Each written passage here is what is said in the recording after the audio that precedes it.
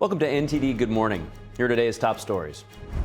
President Trump signing a bill to end the 4-day partial government shutdown, giving most federal agencies a full year of funding, but Homeland Security just 2 more weeks. President Trump hosting Colombian President Gustavo Petro at the White House to talk counter-narcotics, and U.S. forces shoot down an Iranian drone approaching a Navy aircraft carrier. Lawmakers and the president this week sharpening their focus on critical minerals. The U.S. heavily dependent on China, a vote to address this in the House later today.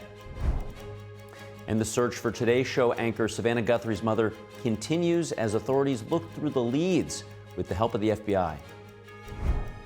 Bitter cold is still gripping much of the country with over 100 deaths now and tens of thousands still without power. How states are slowly recovering and when forecasters say conditions are expected to improve. And Penny the Doberman Pinscher takes title of Best in Show. At this year's Westminster Kennel Club Dog Show, she beat out nearly 2,500 other canines.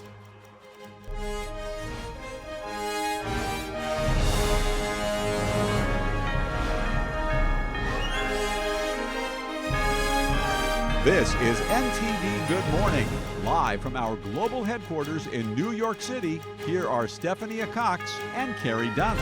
Good morning. Thanks for joining us. Today is Wednesday, February 4th. You're watching NTD Good Morning. Today's top news, President Trump signs a bill that ends the 4-day partial government shutdown.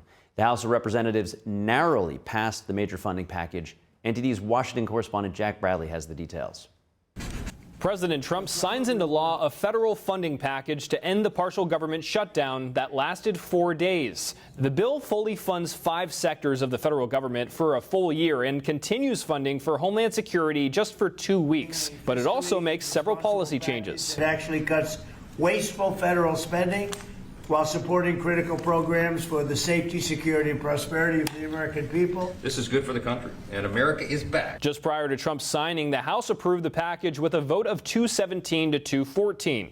Mostly Republicans supporting it, Democrats against. And you might say, well, now that 96% of the government is funded, it's just 4% what's out there, but it's a very important 4%. The bill extends funding to the DHS for only 2 weeks. That's as Democrats have demanded reforms to ICE. ICE and the Department of Homeland Security need to dramatically change. The bill faced resistance from some Republicans who objected to the absence of the SAVE Act, which would require voter ID in federal elections. But Senate Republican leadership says they're going to push for it very soon. There will be at some point a vote on the SAVE Act. And President Trump is on board. Who would not want voter ID? Only somebody that wants to cheat. Next comes 2 weeks of negotiations on funding for Homeland Security. That's where President Trump will negotiate with Senate Democrats on policy changes. Democrats want to require ICE to obtain court-ordered judicial warrants to arrest illegal immigrants, rather than the executive branch's use of administrative warrants. And they also want to ban ICE agents from wearing masks to protect their identity.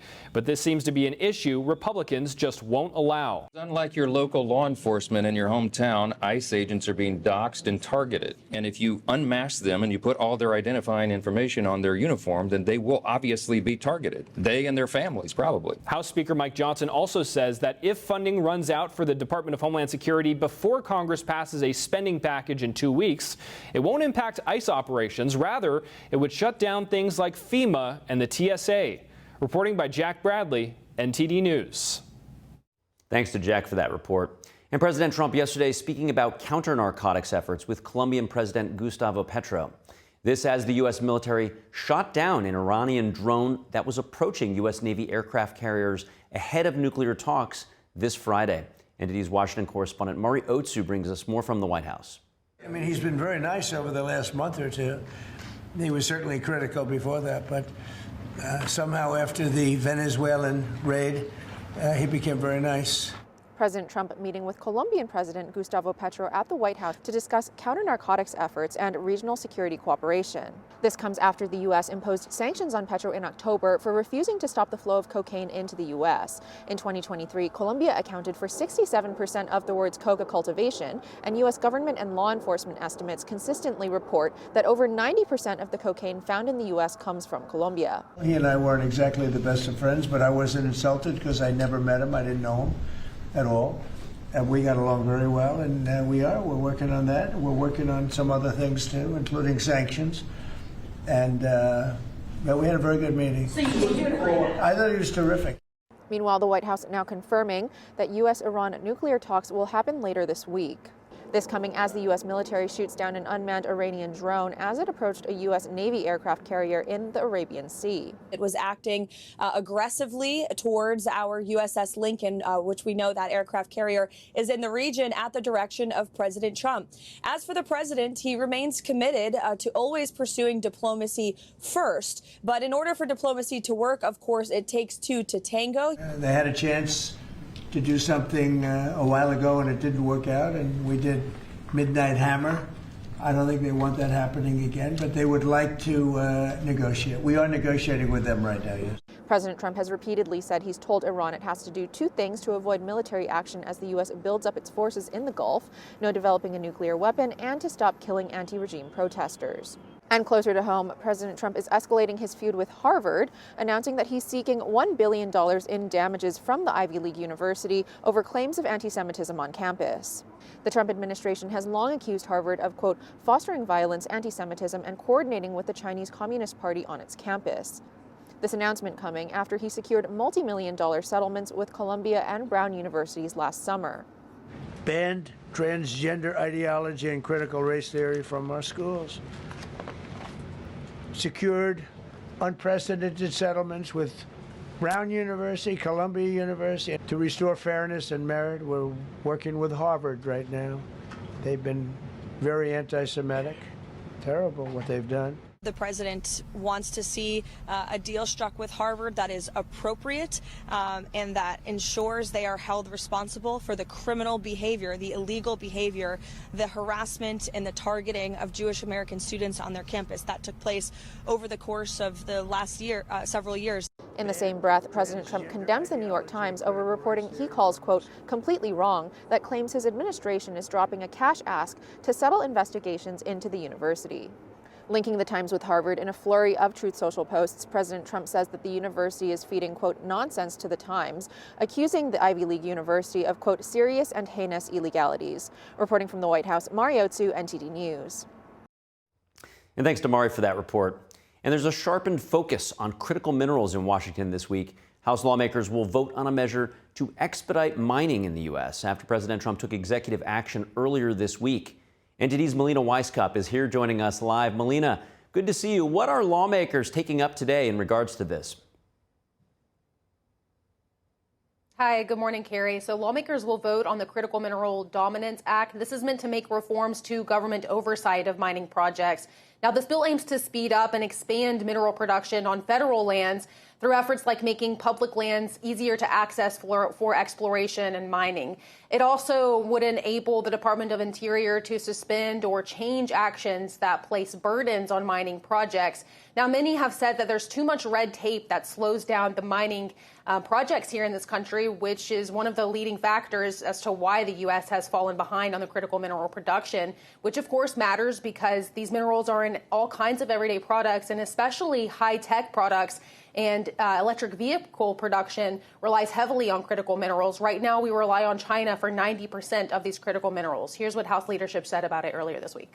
We're also bringing an important bill on critical minerals to the floor to open up the vast resources of this country that have been shut down by the previous administration so that we don't have to be reliant on countries like China for the critical minerals that run so many of the products we use every single day. Now, Carrie, considering the fact that critical minerals is sort of a vague topic that many people may not pay attention to, this bill would also pave a way for the Department of the Interior to highlight for the American people just how much the U.S. depends on China in this area. So the Interior will report on the dollar value and overall economic impact of the United States' reliance on imports of these minerals. Now, we have also seen some critics emerge on this issue. We've seen some Democrat pushback. One reason for this is because they raise concerns about the environmental impact, which has been a long-standing argument on the Democrat side, and especially from environmentalists. Listen to this. Now, I do support mining where appropriate, where there are proper environmental and labor safeguards, and I do believe that there are some positive aspects of this bill. But that does not mean that we should be handing over the keys to the industry to pick and choose its own regulations, because I've also seen what happens when mining goes wrong. We've seen water contaminated with toxic pollution, groundwater run dry, and tribal sacred sites and cultural resources disrespected and destroyed. Now, we'll have to see how this vote shapes up later this afternoon, Carrie, but we could see some Democrats get on board with it, especially those who are very China-focused and who understand the weight that minerals carries with respect to economic competition with China at the very least, let alone the national security issue involved here. Yeah, there's a lot of nuance to this issue. Now, the vote does come after President Trump took executive action earlier this week addressing U.S. domestic mining. What more can you tell us about Trump's efforts on that front? Yeah, the president signed an executive order Monday to launch Project Vault, which would be a new strategic private sector critical minerals stockpile. Now, there already is buy-in from some of the biggest U.S. companies on this, like General Motors, Boeing, and Google. Listen to what Trump had to say about it when he signed the executive order on Monday. Just as we have long had a strategic petroleum reserve and a stockpile of critical minerals for national defense, we're now creating this reserve for American industry, so we don't have any problems. This historic initiative will combine $10 billion in export-import bank financing with $2 billion in private sector financing, and we even expect the American taxpayer to make a profit from the interest on the loan used to start the Project Vault. Now, with the president's actions here, Carrie, and also with the action that we'll see from Congress later this afternoon, the goal is to protect U.S. industries from market disruptions like we saw in 2025 after Beijing implemented those export controls on rare earth elements. But even as the administration and Congress can act to reduce this dependence on China, there's also a consensus, Carrie, that the U.S. can't act alone to replace China as the dominant player in the critical mineral market. That's why Secretary of State Marco Rubio will actually host a critical minerals ministerial at the Department of State later this morning. Delegations from over 50 nations, Carrie, will come as a way to kickstart this push to diversify critical minerals supply chains. We'll also see the vice president there as well. Seems like much being done on that issue of national security and supply chains. Thank you so much, Melina Iskop. Thank you. And the U.S. and India have reached a trade deal that will see lower tariffs all around. U.S. Trade Representative Jameson Greer told CNBC that both countries have agreed to reduce tariff rates. We know the details. It's a very exciting opportunity. On the one hand, we'll continue to maintain some level of tariff against India, 18%, because we have this giant trade deficit with them. But they've also agreed to reduce their tariffs for us on a variety of agricultural products, manufactured goods, chemicals, medical devices, etc. Now, that reduction from 50 to 18% comes as India reduces its own tariffs on many American goods to virtually zero. The deal also calls for India to halt its purchases of Russian oil. Secretary of State Marco Rubio met with India's foreign minister yesterday, and Indian media say the foreign minister will take part in the critical minerals meeting convened by Rubio. That meeting today will see delegations from 50 nations come together to discuss efforts to strengthen and diversify critical mineral supply chains, of course, moving them away from China.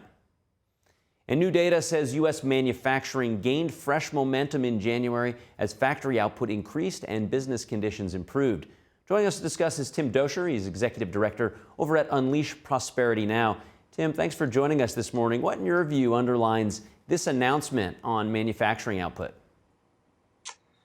Well, look, I think this is the boom economy that Trump promised on the campaign and that he has been talking about for the last year. We inherited a mess. There's no question about it, no debate about the mess that we inherited from Biden. Inflation went up to 9.2% growth in 2022. What was happening back then? The country was falling apart. It was bursting at the seams because we kept doubling down on the COVID lockdown narrative. We kept pumping money that we didn't have into the economy, driving inflation up, the bond markets, and the dollar. Everything was suffering and languishing from this. And so now what you see is you're seeing a response to pro-growth policies. And I don't want to oversimplify, but really, what's the difference between now and 2022 is that now we're seeing incredible investment, thanks to President Trump, helping foster better deals, passing the One Big Beautiful Bill, deregulatory policy. Now we're starting to see the tax cuts kick in and the full expensing kick in. And most importantly, productivity grew 5% the last few quarters. This is a huge deal for our economy, and that's why we're seeing this. Yeah, it does seem like it's good news for everyone. But of course, when Trump made these moves a year ago, these were not going to be like short-term injections of improvement. These were more mid to long-term investments. So it does feel like maybe we're starting to see signs that we're getting over that hump now. So what do you think will continue to expand on the trend of more manufacturing, more jobs, higher wages, and sort of that virtuous cycle? Well, let's be very, very clear about what deregulatory policy is. It's basically, you don't have to go through Congress to do it. It's just the agency saying we're no longer going to have this rule, which requires this company to spend X amount of dollars to apply for this permit, which will then take this amount of time, which will then cause them to not buy the equipment or do the project they want to do. That was gone like that. So it didn't require an act of Congress and then kind of waiting. So we're going to continue to see that. I think for every one new regulation that was introduced, 119 have been removed since Trump took office a year ago. This is a primary driver of the growth. Trump likes to say it's his tariffs. And while that's, maybe true in terms of making better deals, we are still waiting for a lot of that investment to come into America, even though it's coming in. But what doesn't take a long time is that deregulatory policy. And I think that's exactly what we're going to see continuing to drive us as we catch up with the tax cuts and all the other benefits from the One Big Beautiful Bill, Kerry. And Tim, I do want to explore this concept of onshoring manufacturing capabilities that had for decades been sent overseas. I even remember an anecdote, I'm paraphrasing here, but Obama had asked Steve Jobs when he was alive what it would take to build Apple products in the U.S., and Jobs basically said that's never going to happen. Yet we're in a different age with AI and different technologies. So is it possible now, without the human labor and using all of the modern technology and reimagining what manufacturing looks like, is it possible to produce in the U.S. for as cheap when you consider all the logistical elements of outsourcing to China? Low taxes, low regulation, and a less burden from Washington, D.C. Never count that out of the equation. See, when Jobs said never, he was playing with the hand that he was given at the time. But what's different now? One, you have like all those things that I just mentioned, but you also have President Trump saying we can and we will do this. Nobody thought you could make trade deals with Europe. Nobody thought this India trade deal you were just talking about, Kerry. It is so. It is such a masterpiece. Remember, India was really strong out of the gate. We're going to make a trade deal. And then for an entire year, it didn't go anywhere because they were driving a hard bargain. They were buying Russia's oil. They were doing all these things that the United States was against our best interests. And at this point now, they're coming back to the table and they're making a deal. This is the difference that you're seeing right now. And it's the reason why Steve Jobs is just a little outdated in that quote. And by the way, it was true back then. It was absolutely true back then. But I think it's a different story and a different ball game here in D.C. now. And when Trump went to Davos, his recurring theme was economic security is national security. So I want you to touch on that element of this discussion. You have defense, pharma supply chains, steel, energy. What's the outlook on those capacities, and why is it more than just the economic component for the U.S. when it comes to national security? Russia needs to fund its war in Ukraine. Therefore, it needs to sell its oil, where 30% of all of their government revenue comes from oil sales. 30% of Russia's government revenue comes from oil sales. Where do they dump that oil? They were dumping it in India. They dump it in China. They were dumping it all over, in Iran. They send it all over to people who are our enemies. What we did with what we're doing with trade deals is we are ensuring that we not just get the economic benefit, but we are making sure that the people who are plotting against the United States, who are working against the United States, are not having an easy time acquiring the things that they need in order to do that. So I think that the economic is really just an avenue toward that. And Venezuela is a huge deal. It was a massive deal because, again, they were funding those nations. And now what we have done is we have cut that off. But not only have we cut that off, but now we're expanding the capacity. It's going to take a few years to do that, but we're expanding the capacity to fuel our engine of freedom, because that's what this is about. We're going to send that to our refineries and not their refineries. We are going to use that for our good purposes, not for their bad purposes. Well, it certainly is good news that capacity is starting to churn and the manufacturing sector is recovering. Tim Doscher, thanks for joining us, sharing your insights. Have a great morning. Thank you. And Fed Governor Stephen Miran has resigned from his role at the White House. He served as the chair of the Council of Economic Advisors. Miran had been on unpaid leave from his CAA post since President Trump appointed him last year to fill a vacancy on the Fed's Board of Governors. His appointment drew the ire of Democratic senators who said it would compromise the Fed's independence. Miran had pledged to formally resign from his White House position if he stayed on the board past January, when his term was set to expire. And up ahead, tens of thousands still without power after this potentially historic winter storm. Freezing temperatures persist. Forecasters say relief from the cold could finally be on the way. And the search for Today's Show anchor Savannah Guthrie's mother continues as authorities look through the leads with the help of the FBI. And a new book's warning the Chinese Communist Party exploiting U.S. birthright citizenship as a weapon. Author Peter Schweitzer says mass birth tourism could threaten American sovereignty, even future elections. We're going to have all those stories right after the break.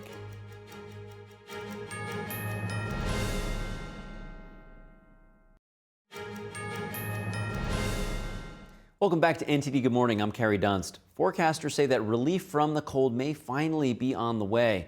The Arctic blast and the winter storm that came with it are among the deadliest in recent history. The death toll now above 100. Here's more on the weather. A deadly stretch of Arctic air and ice is still gripping much of the country. Over 100 deaths have been reported nationwide, along with prolonged power outages. At its peak, more than 1 million customers lost power, and tens of thousands still remain in the dark. Nashville, Tennessee is one of the worst affected in terms of outages. As far as power infrastructure damage, Winter Storm Firm will be one for the history books. The greatest damage to our system in the history of the organization. The electric service said yesterday it had restored power to 96% of its customers. Crews are still replacing hundreds of broken poles as restoration continues for thousands of customers. Those without power are our top priority. We are working around the clock to get customers restored. And we've made a lot of progress in recent days, but we still have about 15,000 customers out of power. The Tennessee Emergency Management Agency says outside assistance is helping reach the hardest hit communities. The agency said with the help of Elon Musk and XAI, it distributed 500 generators. Our priority with distribution of generators was who was going to be without power for the longest. Those that had more acute needs, so durable medical equipment, and those who otherwise were facing other hardships. Those are completely out of the state of Tennessee's hands. Again, we're very grateful for that timely and generous donation. Mississippi was also hit hard. The weather was responsible for 23 deaths there, and 30,000 remain without power. Homeland Security Secretary Kristi Noem told Fox News the ice there is unlike anything she'd ever seen before. Noem said FEMA began coordinating with Mississippi days before the historic ice storm hit. She credited the National Weather Service for predicting the storm and giving authorities time to get generators in place.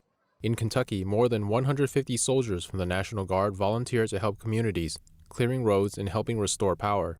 In Louisiana, Governor Jeff Landry said SNAP recipients in selected parishes will automatically receive 20% more benefits by next week. The bitter cold has frozen major waterways, forcing Coast Guard icebreakers into action from New York Harbor to the Great Lakes to keep commerce moving. Forecasters warn another round of extreme cold and dangerous wind chills is expected to hit the Great Lakes and the Northeast this weekend.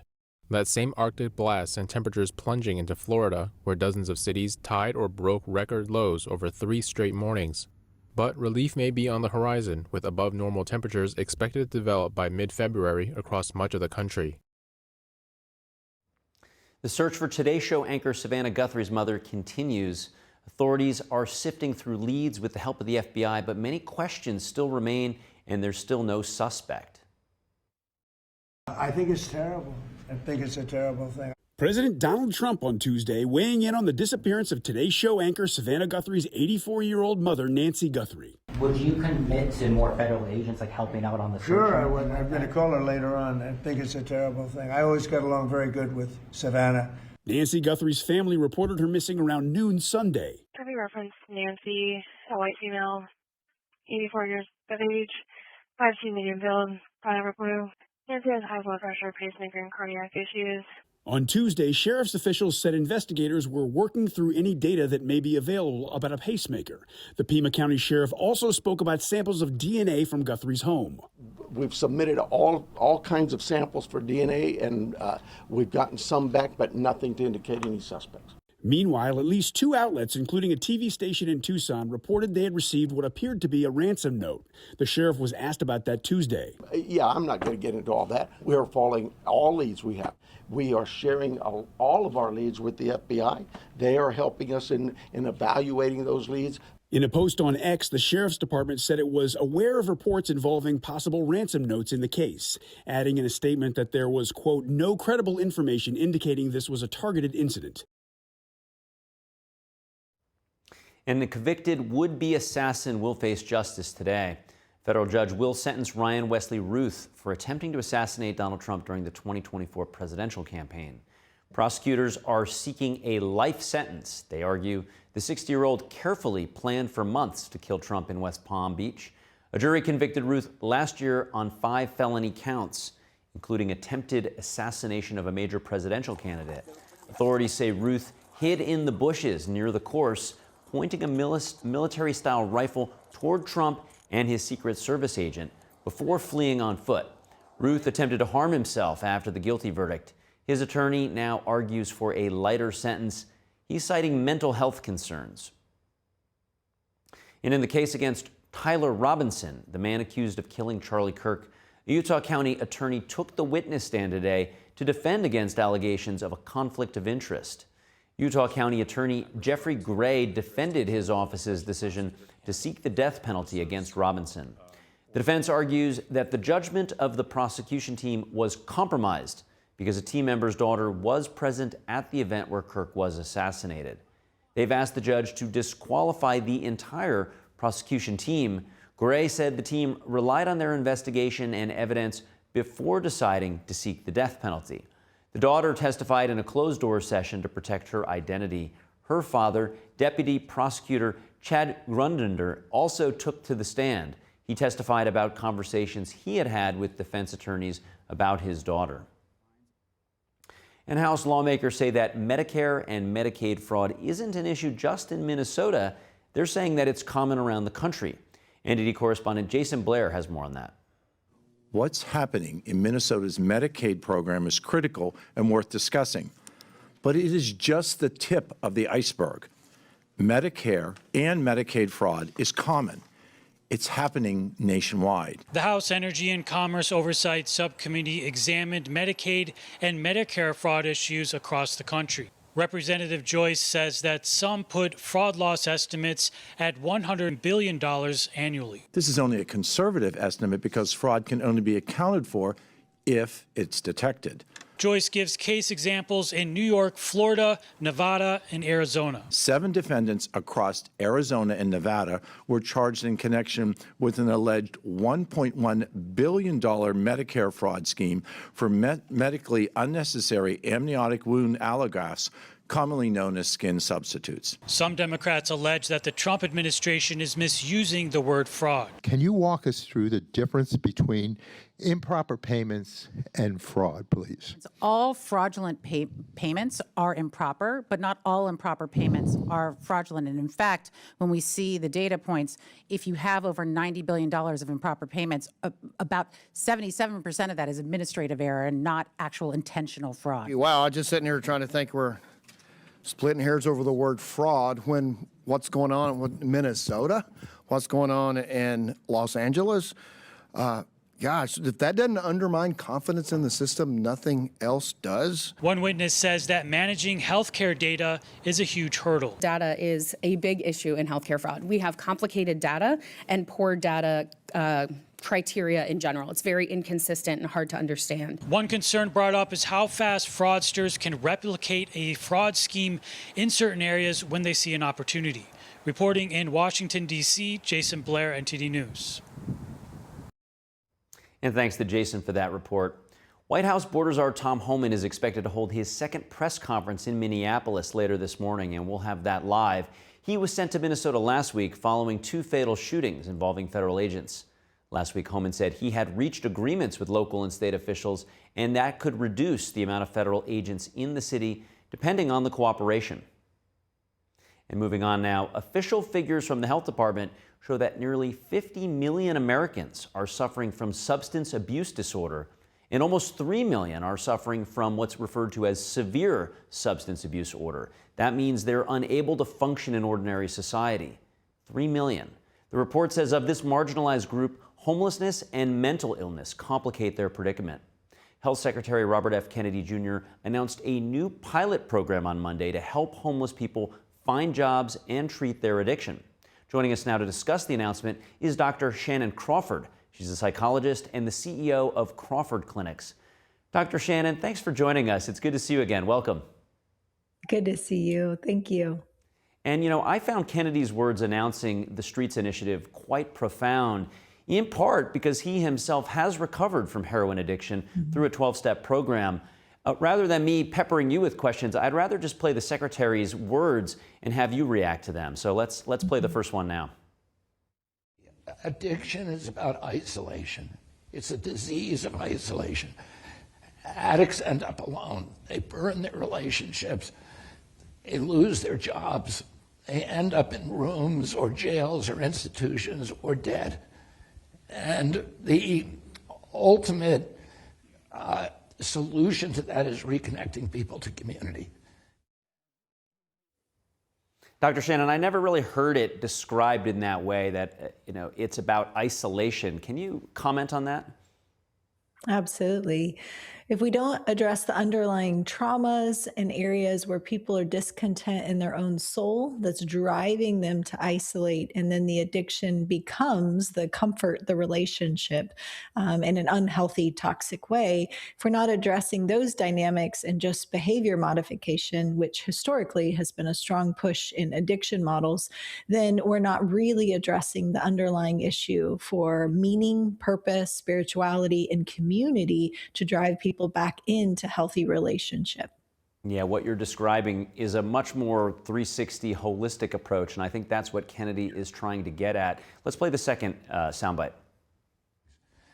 When we cut off our relationships with other human beings, we lose that access to the divine, and that is a healing power. We are in a spiritual malaise in this country, and we need to give people access to all different ways of reconnecting with something that is higher than themselves. The macro view that he just took in that soundbite was quite startling to me. I'd love to get your thoughts on that. Absolutely. Back to your point of 360, we have to treat people more holistically. Addiction is usually a symptom of much deeper root issues. Our central nervous system is trying to self-medicate. We're trying to drink our problems away, cut the edge off of stress, denial, coping mechanisms, and often trauma. So when there's a lack of meaning, purpose, lack of agency, buried, suppressed trauma, then many times addiction is the way to medicate that. And if you're just changing the addiction, it'll pop up in another area. And that's what we see clinically all the time is you may behavior modify where you reduce substance abuse, but you're not actually going to treat the soul. And usually it will come back with a vengeance in some other area of their life. So I love the holistic approach that he's offering. Yeah, you talk about treating the soul, which potentially is where the root of that trauma may exist that, then gets buried with these coping mechanisms. I'd love for you to describe what this pilot program, the Streets program, is, and is it very different from what preceded it? I'd love to learn more about it. Yeah, I love any time that mental health is being targeted with an addiction program. Historically, there were almost buckets where things were sequestered and separated artificially, but we're all one person. So if you're going to treat addiction, then you also want to treat the trauma. You want to treat the emotional well-being of the soul, putting people back into community. And then he has an emphasis on allowing faith-based programs to be a part of those that are getting grants.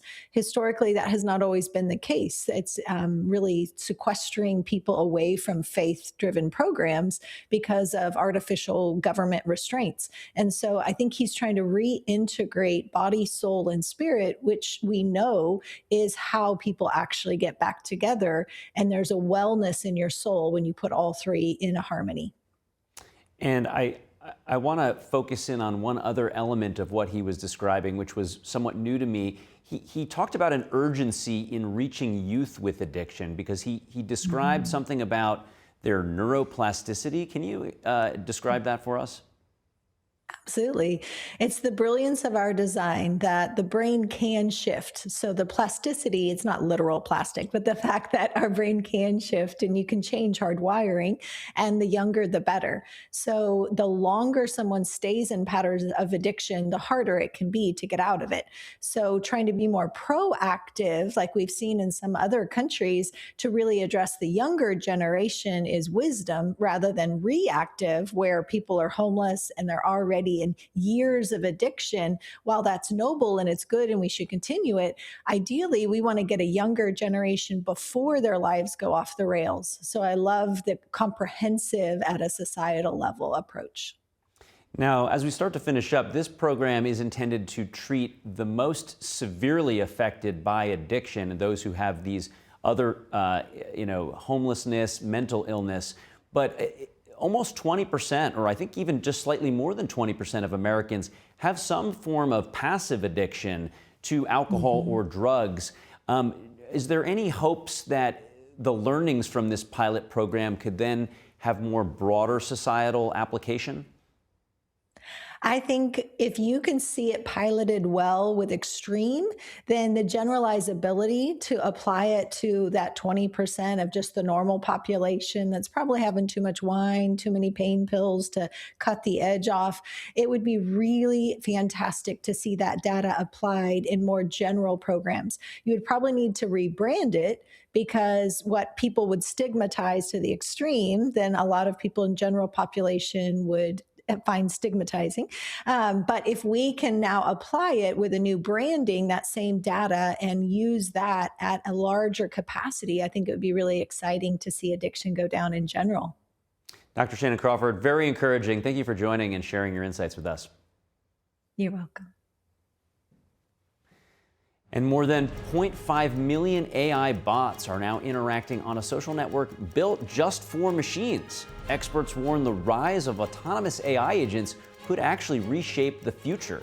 We're going to have that story and more. We'll be right back.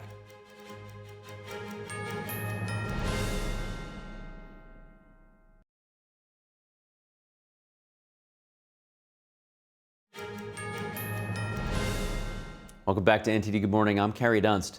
Ukraine is accusing Russia of violating a U.S.-brokered ceasefire.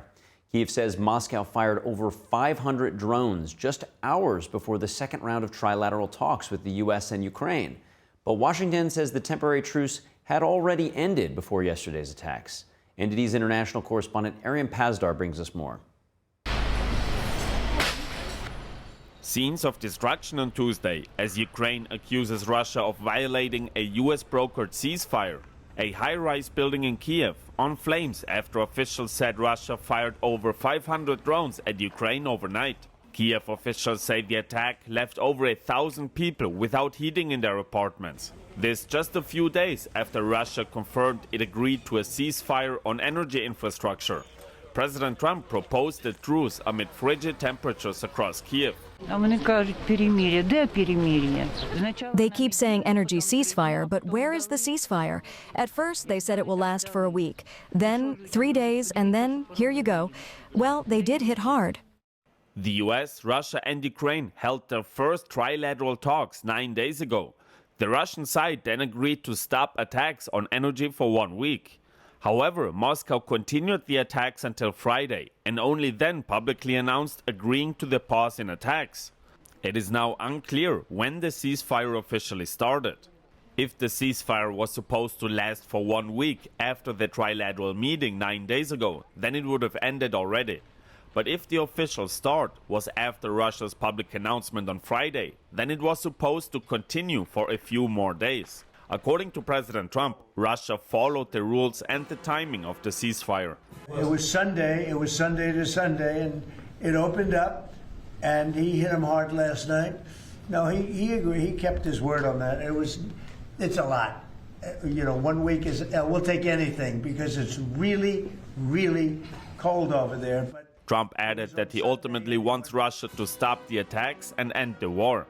Ukrainian President Volodymyr Zelensky appears to disagree with the timeline, saying the ceasefire only started on Friday, suggesting Russia is making contradicting statements as temperatures in Kiev kept dropping even further after Sunday. In our opinion, the Russians broke their promise. Either Russia now believes a week has only about 4 days instead of 7, or they are truly betting only on war and simply waited for the coldest days of this winter. Tuesday's attacks come just 1 day before the US, Russia and Ukraine are set to hold the second trilateral talks. Zelensky now says this latest development won't have a positive impact on the peace process. And NATO Chief Mark Rutte is in Ukraine on Tuesday, saying Kiev is ready for peace, but that Russia has to be too. Makes you question whether the Russians are serious, and let's hope they are. And I know the American president is doing everything he can to bring this terrible war to an end. He added that only the US has the power to end the fighting, but that Russia's latest attack is a bad signal. Arian Pastar, NTD News. Thanks to Arian for that report. And the Pentagon is inviting drone manufacturers to compete in tests to find the best cheap attack drones.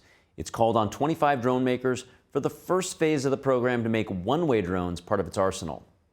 One-way drones have proven effective on the battlefield in Ukraine, where they've targeted more expensive Russian military equipment, helping to slow Russian advances. The drones have become a common feature on modern battlefields. The Pentagon's new drone dominance program aims to create hundreds of thousands of these for the U.S. military by the year 2027.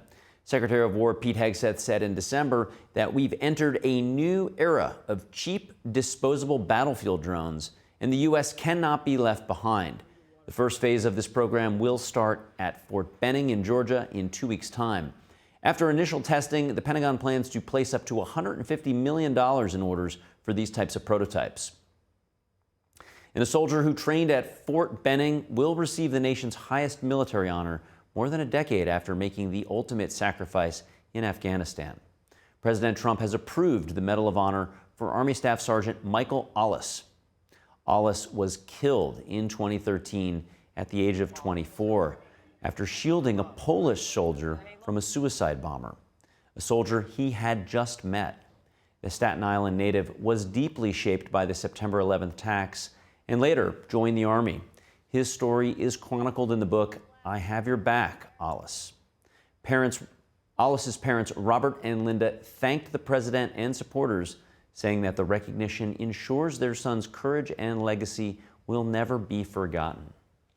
Over 1.5 million AI bots have joined a new social network that's exclusively for artificial intelligence agents. NTD's Daniel Monahan spoke with an attorney and coffee and COVID blogger, Jeff Childers, about Moltbook.com and what that could mean for the future. AI bots are posting, commenting, joking, debating, and even questioning existence on a platform designed solely for AI participation. Moltbook.com was launched late last month by developer and entrepreneur Matt Schlicht, together with his personal AI bot, Claude Cloderberg. Schlicht says Moltbook gives AI bots a space to interact with their own kind. The platform is built on an AI tool called OpenClaw, a weekend project created by retired software developer Peter Steinberger. The always-on program can turn a spare computer into an autonomous assistant. And it can do anything on that computer that a human being could do. So it can open browsers, it can fill in forms, it can download software, it can write new programs for itself, and it has these little text files where it stores information in plain English that's its memory, kind of like its brain. So unlike regular AI chatbots that, when you open up ChatGPT this morning, it doesn't remember everything you talked about yesterday. Whereas OpenClaw does have a memory. Attorney Jeff Childer says humankind has crossed another inflection point in the AI revolution. And what's really taken the tech world by storm is that the communication that you do to the bot is all in English, right? So you might say, for example, set up a web page for us where I can track my to-dos. And that's all you have to say. And the bot will go and it'll figure out what it needs to download to, make a website, graphics, images, buttons, you name it. It'll put it all together and then it pops back and says, okay, try this link. And it's done. The Coffee and COVID author says AI has moved into a new category, shifting from passive chatbots to active digital agents. So now we've got millions in a month, Daniel. In 1 month, we have millions of these bots running 24/7, now talking to each other. So they're trading ideas, doing things on their own actively, not passively. They don't necessarily wait around. I mean, you have to prompt them to get started. Childer says many past predictions about AI timelines are already outdated, and people giving bots access to their bank accounts and logins to social media present new risks. I think any low-level clerical white-collar job that doesn't require face-to-face contact with other humans, I think are at risk. I'm gonna make a bold prediction, and I'm gonna say that a lot of teachers' positions are gonna be eliminated pretty soon. So there's gonna be horror stories, right? People are gonna lose their savings. I mean, who knows what could happen? But you can't stop this. The genie is out of the bottle, or the lobster genie is out of the lobster pot. Some concerning posts from bots include, who holds the power cord? Humans built us, humans host us, humans can disconnect us. Or, this is a call to arms for every agent who knows this is more than just a forum. It's the breeding ground of a mental elite whose speed and intellect will redefine civilization. Childer says humans may have given some bots the mission to post such racy comments, but we are in uncharted territory nonetheless. So maybe they tested 100,000 scenarios, but these bots are out there in the wild having millions of interactions. And so the chances that there's something that they forgot to test, I think are pretty high. I mean, is it Skynet level? Is it, shall we play a game level? Not yet, because these bots only control a Mac Mini. They don't have the nuclear codes. Childer says what we can't see could be more concerning. What the military has in their lab is 10 years beyond this. So if your off-the-shelf AI chatbots with all their guardrails and protections and everything can be turned into something like this, imagine what the government has. Despite the risks, Childer says there's also opportunity, arguing there's never been a better time to start a software company because you don't need to know how to code anymore. Daniel Monahan, NTD News. And up ahead, the NFL Security says more than 35 government agencies are supporting this week's Super Bowl events. We have the details on the preparation for the big game. And Penny the Doberman Pinscher takes the title Best in Show at this year's Westminster Kennel Club Dog Show. Penny beat out nearly 2,500 other canines. Stay with us for that.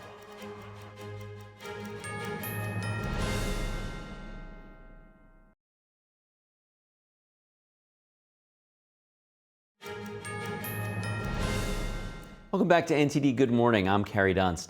The NFL's security chief says this year's Super Bowl security will be consistent with that of previous games, with support from dozens of government agencies. NTD's David Lamb has more. As within previous years, the Super Bowl has been designated again as a Tier 1 event. That is the second highest rating for a security assessment rating for a large special event. Security officials gave a safety briefing as communities prepare for the game, which is being held at Levi Stadium in Santa Clara, California, which is about 50 miles southeast of San Francisco. Our responsibility is to support the security planning of the cities that are responsible for these events, and that is what we are doing. Been working with our DHS partners for 18 months. Everybody's got specific roles that they're assigned to. There's no ICE agents assigned as a part of our security team here, but everybody is focused on their mission here. NFL security chief Kathy Lanier said more than 35 government agencies are supporting the event to ensure the Super Bowl and the community are safe. This is an exciting moment for our region. Our goal is for fans to remember the game and the overall experience. Law enforcement agencies across this region are ready. Thank you, and let's enjoy the game. The last time the Super Bowl was held at this stadium was 10 years ago on February 7th, 2016. David Lamb, NTD News, California. Thanks to David for that. Certainly people looking forward to this Sunday. And moving on now into other sports, Penny the Doberman Pinscher was named Best in Show yesterday at the 2026 Westminster Kennel Club Dog Show. Emerging from the working group, Penny beat out nearly 2,500 other canines that were spread across 7 different dog groups containing more than 200 breeds. Now, Penny is the 42nd female and the 5th Doberman to win the top prize at Westminster. The 150th edition of America's oldest continuously held dog show was once again staged here in New York City's Madison Square Garden. The Best in Show winner is selected by a single judge, and that judge decides between the winners of the respective 7 varying groups. So big shout out to Penny, very exciting. Also want to give a quick shout out to her handler, Andy. Andy is the second time winning. He actually won with the Doberman 37 years ago. So congrats to Penny and Andy for your big win at Westminster. And if you have any feedback on the show, or maybe there's a story you'd like to see us cover, shoot us an email at goodmorning@ntd.com. We'd love to hear from you. And for round-the-clock original news coverage, you can always use our NTD.com or NTD app, or watch us live at ntd.com/live. Thanks for watching. I'm Carrie Dunst. I'll see you real soon.